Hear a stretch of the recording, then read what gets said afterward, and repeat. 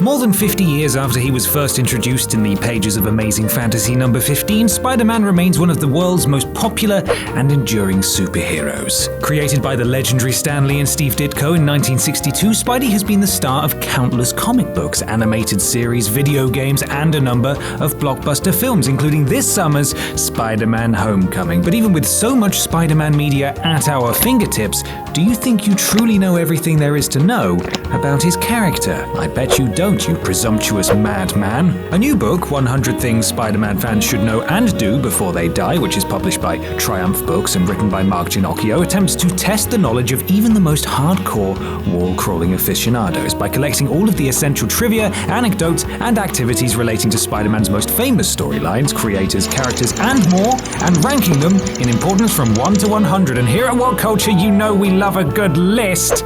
So here's a sneak peek at just 5 of the dozens of things you need to know and do before you die if you truly want to consider yourself a Spider-Man fan. Number 5. Spider-Man is an extraordinarily unique superhero. Admittedly, by today's standards, Spider-Man might seem like just another guy in a mask and tights, but when he first leapt off the cover of Amazing Fantasy number 15 in 1962, Spider-Man was a total game changer for Stan Lee and Marvel Comics. For starters, he almost never came to be. As legend has it, Lee was kicking around an idea about a teenage hero who crawled around on walls like a spider and was rejected outright by his publisher Martin Goodman. Goodman told Lee that teenagers were only good as boy wonder sidekicks, and the idea of a guy with spider powers was just too bloody weird. So in order to scratch his itch, Lee thought to bury Spider-Man in the soon-to-be-cancelled Amazing Fantasy series. After getting a mock-up of a way too traditional-looking hero from the great Jack Kirby, however, Lee turned to the more mercurial Steve Ditko, who nailed Spider-Man's trademark gangly wall-crawling aesthetic. Unsurprisingly, the character was a smash hit and went on to star in his own series, Amazing Spider-Man, less than a year after his debut.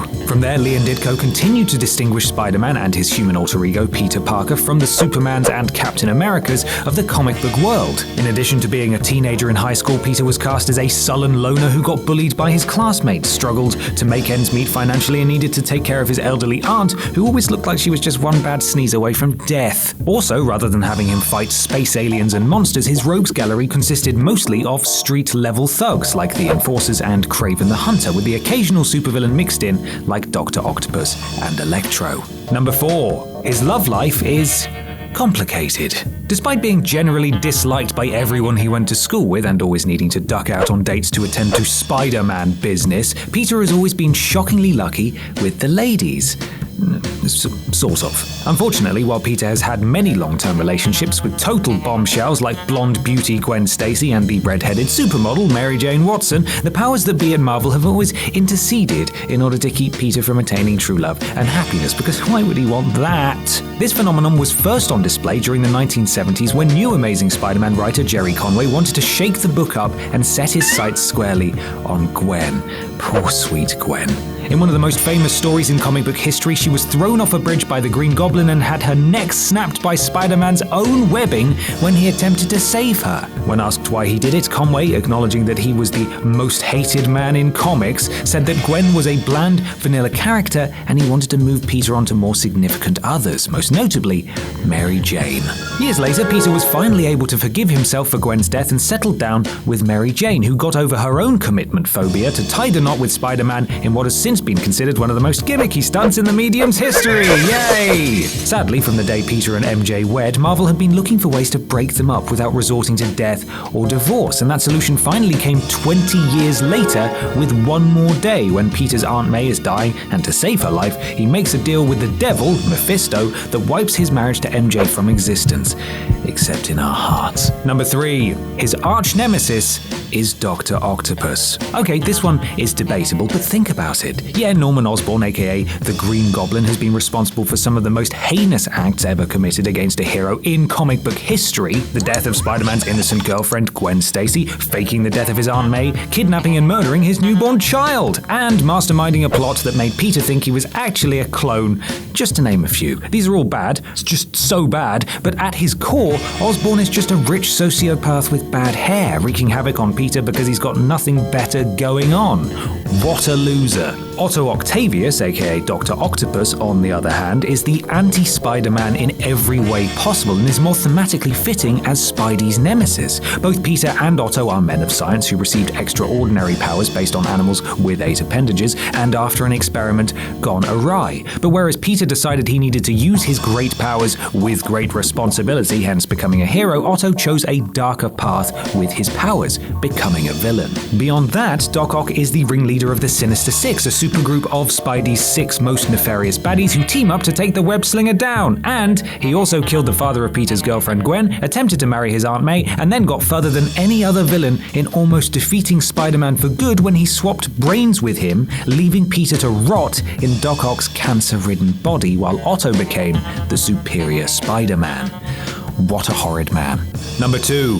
He's no stranger to controversy. It's only natural that a character that's been featured in stories for 50 plus years would be part of a couple of clunkers, but Spider-Man has had a knack of being cast in some of the most mind-numbingly rage-inducing tales in comic book history. First, there was the death of Gwen Stacy, which is considered a classic now, but earned its writer Jerry Conway death threats back in the day and was even disavowed by Stan Lee until someone reminded him, "Hey Stan, you actually approved this story before we published it, you daft man." When it came time to marry Peter to Mary Jane Watson, Marvel's then editor-in-chief Jim Shooter micromanaged the story so much, no creator wanted to touch it or go near it in fear of being linked to something so unpopular. Now, of course, that would get undone a decade later when what was supposed to be a 3-month arc about the return of Spider-Man's long-lost clone evolved into the incomprehensibly long Clone Saga, which tormented readers for more than 2 years before Marvel eventually pulled the plug and tried to convince everyone that nothing of any significance actually happened. And if that wasn't low enough, you should have seen the fan reaction to One More Day, the story where the traditionally moralistic Peter makes a deal with the devil to save the life of his elderly aunt in exchange for magically annulling his marriage to MJ. And finally, then for the coup de grace, there was Superior Spider-Man, a story that saw Doc Ock effectively kill Spider-Man by stealing his mind and body